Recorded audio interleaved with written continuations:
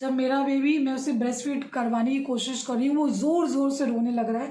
यहाँ पे मैं टूट जाती हूँ और मुझे लगता है कि शायद मेरा बेबी कभी भी ब्रेस्ट फीड नहीं करेगा। ब्रेस्ट फीडिंग जर्नी इतनी डिफ़िकल्ट होगी ये बात मुझे नहीं पता थी। मेरे बच्चे को निप्पल कन्फ्यूज़न हो गया। 11 मई को मेरा बेटा पैदा हुआ था, उसने 2 जुलाई को पहली बार ब्रेस्ट फीडिंग की। हे गाइस, मेरा नाम है जोया। मैं एक प्रोफेशनल कास्टिंग डायरेक्टर हूँ, फुल टाइम कंटेंट क्रिएटर हूँ और एक न्यू मॉमी भी हूँ। मैं अपने एक्सपीरियंस आपके साथ शेयर कर रही हूँ। हाल ही में मैंने एक वीडियो शेयर की थी जिसमें मैंने अपना मदरहुड जर्नी शेयर किया था कि कितनी डिफ़िकल्टी हो रही है, क्या रीज़न है उसको फॉर्मूला देने का।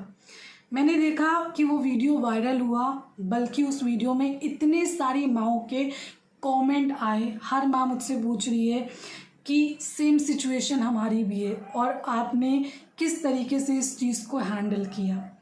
तो मैंने सोचा कि आप सभी के लिए एक वीडियो बनाती हूँ ताकि आपको हेल्प हो पाए, क्योंकि मैं एक माँ हूँ और मैं उस सिचुएशन से गुज़री हूँ।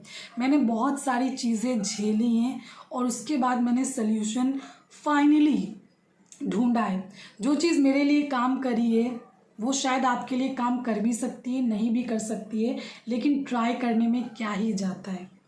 तो चलिए आपको बताते हैं। जैसे कि मैंने आपको अपने पिछले वीडियो में बताया कि मेरा बेबी 11 मई को हुआ था, सी सेक्शन से मेरा सी सेक्शन हुआ और उसी हॉस्पिटल में उसे फॉर्मूला इंट्रोड्यूस कराया गया। मेरे पास कोई था नहीं मुझे बताने वाला। अगर कोई बड़ा होता है तो क्या होता है कि अगर आपको पेन भी हो रहा है ना तो वो लोग कोशिश करेंगे कि नहीं तो उसको ब्रेस्ट फीड कराओ, ब्रेस्ट फीड कराओ। तो जब मेरा सी सेक्शन हुआ है तो मैं काफ़ी ज़्यादा पेन में थी। मैंने कई सारे लोगों की वीडियो देखी है कि लोग दूसरे दिन उठते हैं, पहला कदम चलते हैं, लेकिन मैं सच बताऊं तो मेरे लिए बहुत ज़्यादा पेनफुल था। मैं दूसरे दिन नहीं उठ करके चल पाई थी। मैं दूसरे दिन सिर्फ करवट लेकर के अपने बेड से थोड़ा सा उठ पा रही थी। मैंने ज़मीन पर कोई भी कदम नहीं रखा था। ये चीज़ मैंने तीसरे दिन करी थी, बहुत ज़्यादा हिम्मत जुटाने के बाद।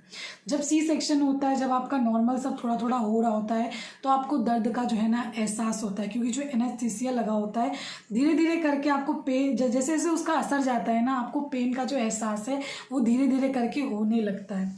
तो मुझे बहुत ज़्यादा पेन हो रहा था। मैं बेड से इधर से उधर मुड़ने में भी बहुत ज़्यादा स्ट्रगल कर रही थी। मेरी एक वीडियो देखिएगा कि मेरा बच्चा मेरे पास लेटा है, मैं उसको पूरी तरीके से सही से देख भी नहीं पा रही हूँ और उठाना चाहती मैं उठा नहीं पा रही हूँ।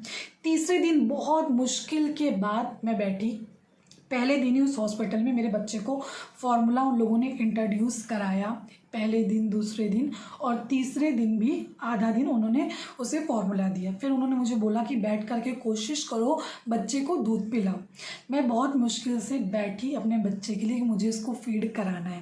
और वहाँ पर जो नर्स वगैरह होती हैं वो आपके निप्पल्स को प्रेस करती हैं ताकि जो भी मिल्क होगा वो आएगा, आपका बच्चा पिएगा। उस वक्त क्या था कि मिल्क बिल्कुल भी नहीं आ रहा था, थोड़ा थोड़ा सा पानी टाइप का आ रहा था। और यहाँ पर जब वो लोग प्रेस कर रहे थे ना तो मुझे इतना पेन हुआ है ना, मतलब ऑलरेडी मैं सी सेक्शन के पेन में हूँ, मेरे टाँके लगे हैं, वो मुझे ऑलरेडी पेन कर रहे हैं। और दूसरी तरफ जब वो प्रेस कर रहे हैं ना निम्पल, तो मुझे और ज़्यादा पेन हो रहा है, ऊपर से मुझसे बैठा नहीं जा रहा है। तो ये एक सिचुएशन बहुत ज़्यादा टफ थी। उन्होंने ट्राई किया लेकिन वो हो नहीं पाया। थोड़ी देर के बाद मैं फिर से लेट जाती हूँ। कंटिन्यू यहाँ पर जो 4 दिन हम रहे, मेरा बेबी वहाँ पर फॉर्मूला ही पी रहा था। अब मैं यहाँ पर किसी भी ब्रांड को कुछ यहाँ पर वो नहीं कर रही हूँ, प्रमोट नहीं कर रही हूँ। मैं एक माँ हूँ, माँ बनी हूँ, न्यू मॉम हूँ। मेरे पास मेरी खुद की माँ नहीं है, मेरे हस्बैंड की माँ नहीं है, मुझे सिखाने वाला कोई नहीं है। तो मैंने जो भी चीज़ देख रही थी मैं यूट्यूब पे देख रही थी, जिसकी वजह से कहीं ना कहीं मुझे बता नहीं पाया कोई, मेरे बेबी को निप्पल कन्फ्यूज़न हो गया। मैं आती हूँ अपने घर में, जब चौथे दिन मेरी छुट्टी हुई मैं घर में आती हूँ तो हम कटोरी चम्मच से ही पिला रहे थे। फिर मेरे दिमाग में ये आया कि अगर दर्द हो रहा है तो एक जो है ना मैनुअल पंप मंगा लेते हैं और उससे एक्सप्रेस करेंगे मिल्क और उसी से देंगे। जब मैनुअल पंप मंगाते हैं उसके साथ एक बॉटल भी आती है। तो गलती ये हो गई मेरे से कि मैंने सोचा कि बॉटल से ही दे देंगे जो मिल्क निकलेगा। अब वो इतना सा ही निकल रहेगा, इधर उधर ट्रांसफ़र करेंगे तो उसमें ऑलरेडी वेस्ट हो जाएगा। तो ये हमने सोचा कि बॉटल में ही दे देंगे। उस वक्त तक कि ये चीज़ बिल्कुल नहीं पता थी कि बच्चों को निप्पल कन्फ्यूज़न भी हो जाता है। मुझे कोई बताने वाला नहीं था। प्रेगनेंसी के टाइम पर भी ऐसा कोई भी वीडियो सामने नहीं आया कि ऐसी चीज़ें नहीं करनी है कि निप्पल कन्फ्यूज़न हो जाएगा। तो यहाँ पर होता कुछ ऐसा है कि उसी बॉटल से वो पी रहा था। मैं उसे फॉर्मूला भी दे रही थी, मैं अपना जो एक्सप्रेस करके मिल्क दे रही थी वो भी दे रही थी, जितना मेरा उस वक्त आ रहा था मैं दे रही थी, लेकिन मैं काफ़ी ज़्यादा स्ट्रगल कर रही थी। अब धीरे धीरे मैं कोशिश करने लगी अपने बच्चे को, जब मुझे लगा कि अब मैं थोड़ा बहुत उठ करके बैठ सकती हूँ, मैं बैठ रही हूँ, मुझे पेन हो तो रहा है लेकिन मुझे अपने बच्चे के लिए बैठना है, मुझे अपने बच्चे के लिए चीज़ें करनी है। तो फिर मैंने कोशिश करी उसको कि चलो फीड जो है ना उसको कराते हैं, देखते हैं। तो मेरा बच्चा जो है ना यहाँ पर ब्रेस्ट फीड करने के लिए रेडी नहीं था। जैसे मैं उसको ऑफर करती थी कि ब्रेस्ट फीड करो, वो ज़ोर ज़ोर से रोने लगता, या फिर कभी कभी ऐसे करता था कि वो सो गया है आँख बंद करके, या फिर वो स्माइल देता था, वो कभी भी लेता नहीं था, वो ब्रेस्ट फीड करने के लिए रेडी नहीं था। तो इस चक्कर में वो फार्मूला पी रहा था और एक्सप्रेस जो मैं कर रही थी वो उसको मिल्क में दे रही थी। लेकिन हर रोज़ भले वो रो रहा था, भले वो सो रहा था, भले वो हंस रहा था जब मैं उसे ब्रेस्ट फीड करवाने की कोशिश कर रही थी, लेकिन हर रोज़ मैं उसे कोशिश करती थी कि ब्रेस्ट फीड वो करे। और एक दिन ऐसा आया कि उसको कोल्ड हो गया, और जब वो कोल्ड हो गया ना तो काफ़ी वो खांस रहा है, परेशान हो रहा है बच्चा। मैंने डॉक्टर को, पेडिट्रिशियन को दिखाया।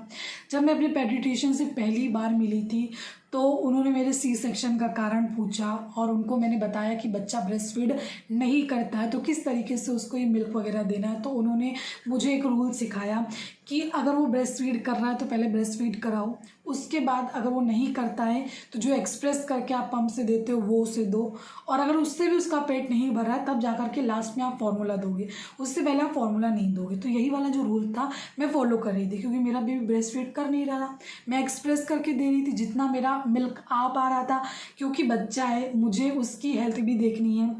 मैंने अपने सी सेक्शन वाली स्टोरी में आपको बताया है कि डॉक्टर्स ने क्या किया जिसकी वजह से मेरे बेबी का वेट काफ़ी कम था। तो मेरे बेबी का जो वेट था जब वो पैदा हुआ है 2 kg 35 ग्राम ही था। आप सोचो कि एक तो माँ ऑलरेडी परेशान है, सी सेक्शन हुआ है, मैं कुछ कर नहीं पा रही हूँ, तो इतना ज़्यादा एग्जॉस्टेड हो गई थी चीज़ें कि मैं समझ ही नहीं पा रही थी ऐसी हालत में। तो मेरे जो पेडिट्रिशियन ने मुझे चीज़ें बोली थी मैं वो फॉलो कर रही थी। मैं हर रोज़ उसे ब्रेस्ट फीड कराने की कोशिश कर रही थी, वो लगातार रो ही रहा था।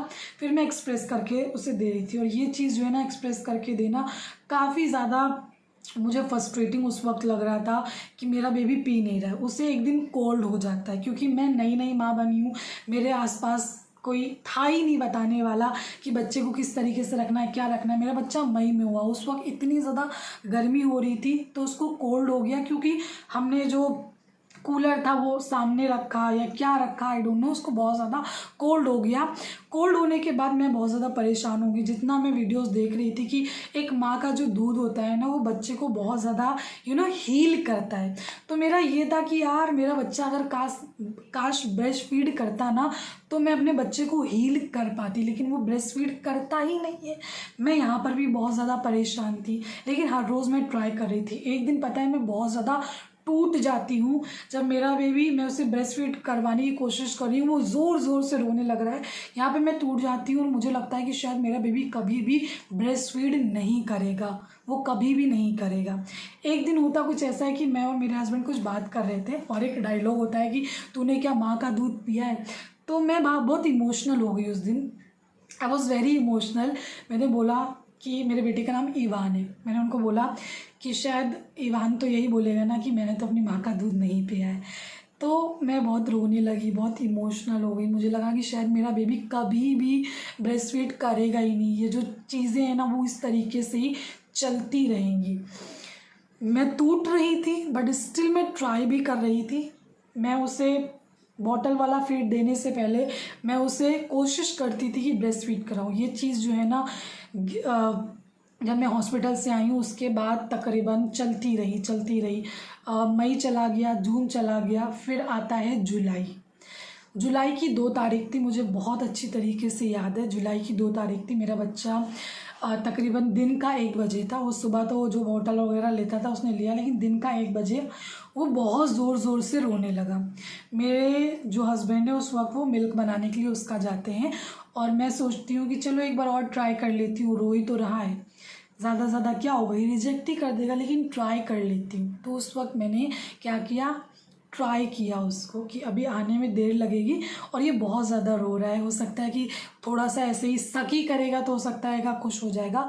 और इत्तेफाक ऐसा हुआ 2 जुलाई को कि उसने ब्रेस्ट फीड चालू कर दी।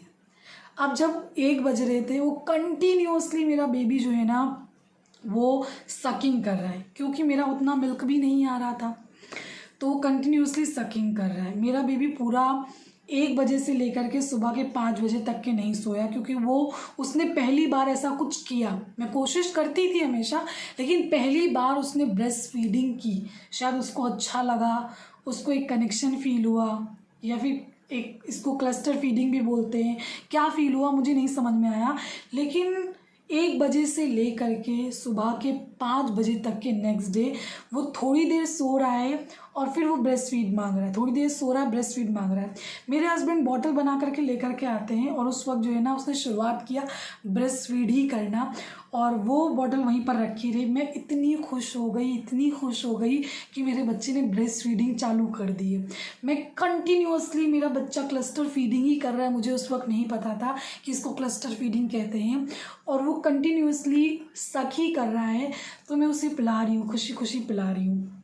अभी इतने घंटे कंटिन्यूअसली मेरा बच्चा जब सकिंग कर रहा था, उस वक्त क्या हुआ कि मुझे पेन तो हो रहा है बहुत ज़्यादा, मेरे निपल्स में पेन बहुत हो रहा था, लेकिन मैं इतनी खुश थी कि अगर आप बॉटल दे दी, मुझे डर था कि अगर उसको बॉटल दे दी ना तो कहीं फिर से उसको निप्पल कन्फ्यूज़न ना हो जाए और मेरा जो बेबी है वो फिर से यहाँ पर पीने ना लगे।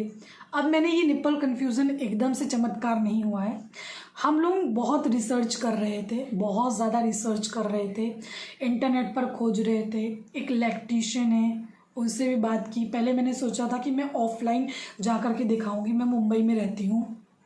इतनी ज़्यादा उस वक्त बारिश थी, जगह जगह पर भर रहा था, मतलब इतनी ज़्यादा भर रहा था ना पानी, डर लग रहा था, क्योंकि मैं और मेरे हस्बैंड, मेरे बच्चा ही है, अगर वो मुझे कहीं लेकर के जाते तो बच्चा कहाँ जाएगा। तो बच्चे की सेफ्टी के चक्कर में हम लोग कहीं पर भी नहीं जा रहे थे डॉक्टर को दिखाने के लिए।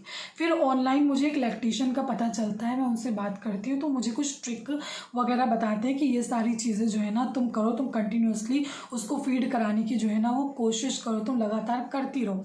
इंटरनेट पर भी मैंने सर्च किया, जब हमने इंटरनेट पर सर्च किया तो एक चीज़ मिली कि जब आप उसको बॉटल से पिला रहे हो ना, तो उस वक्त आप बॉटल को एकदम उसके मुंह में इस तरीके से मत रखो, जैसे हम लोग करते हैं ना, एकदम पूरा मुंह में रहता है, तो उसमें क्या होता है, बच्चे को बहुत आसानी रहती है, वो ज़ोर ज़ोर से जो है ना उसके मुंह में दूध जा रहा होता है, उसको ज़्यादा मेहनत करनी नहीं पड़ती है, बल्कि ब्रेस्ट फीड में बच्चे को मेहनत करनी पड़ती है।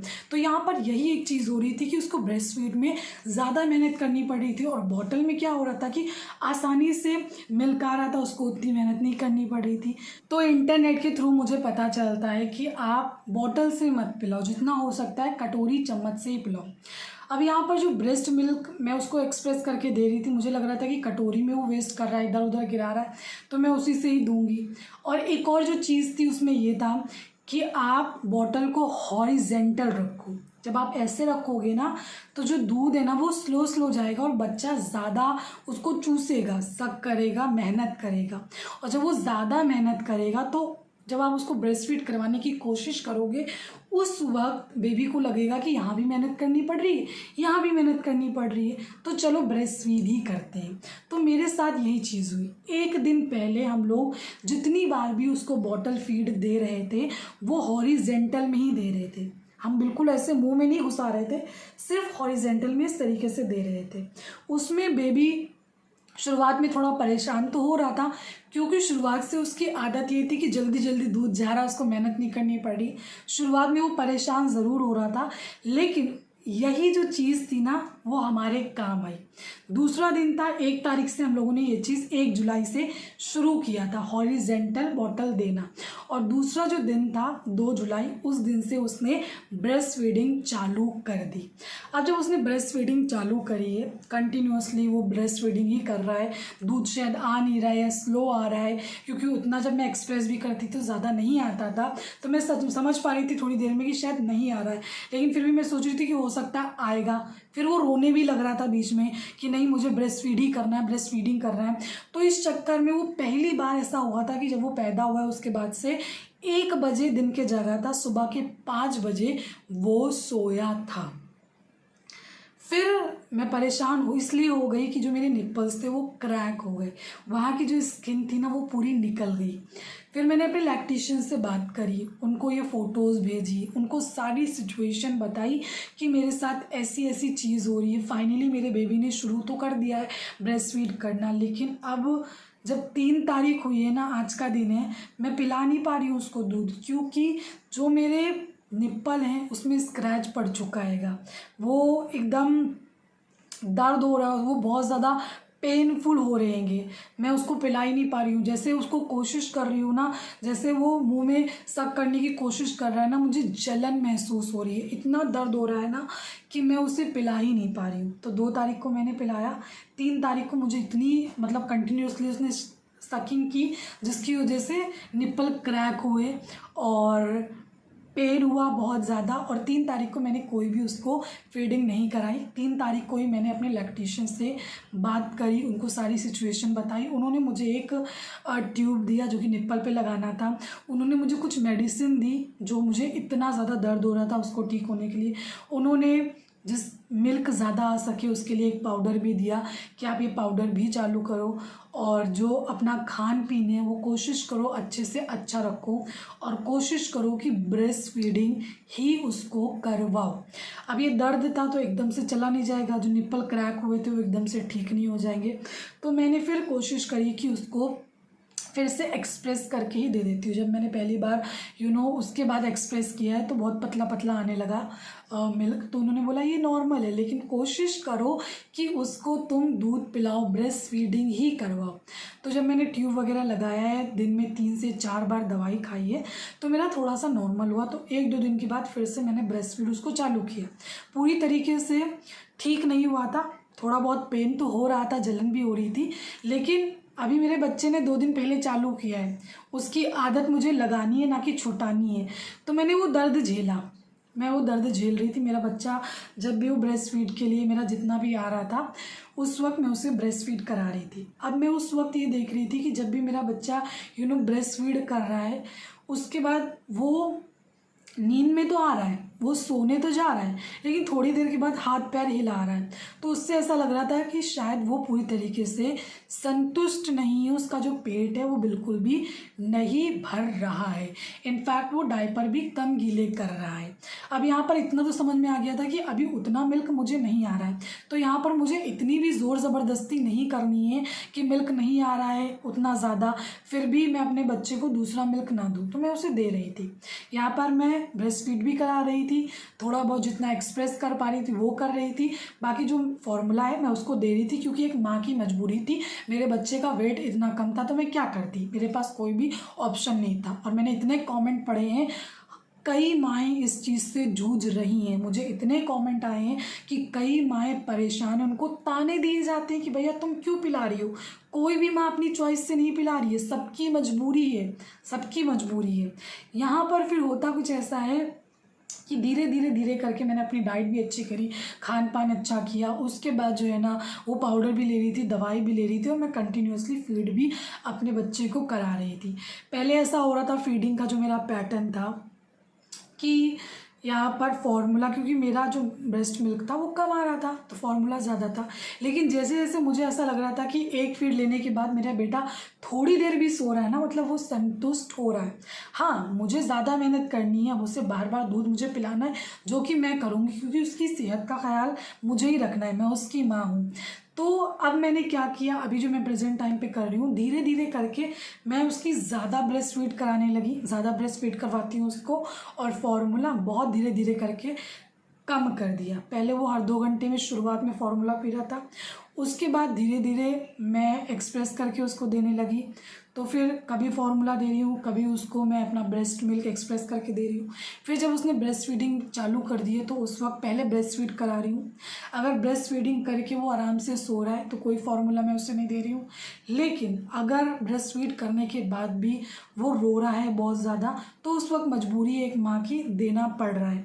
लेकिन अभी अगर प्रेजेंट टाइम की मैं बात करूँ तो ब्रेस्ट फीडिंग करने के बाद मेरा बेटा आराम से संतुष्ट होकर के सो जाता है, वो डायपर भी गीले करता है। तो बहुत कम अभी उसका जो फार्मूला है वो बहुत कम हो गया है। अभी भी कई बार उसको फार्मूला इसलिए देना पड़ता है क्योंकि मेरे घर में कोई भी नहीं है, मैं और मेरे हस्बैंड है।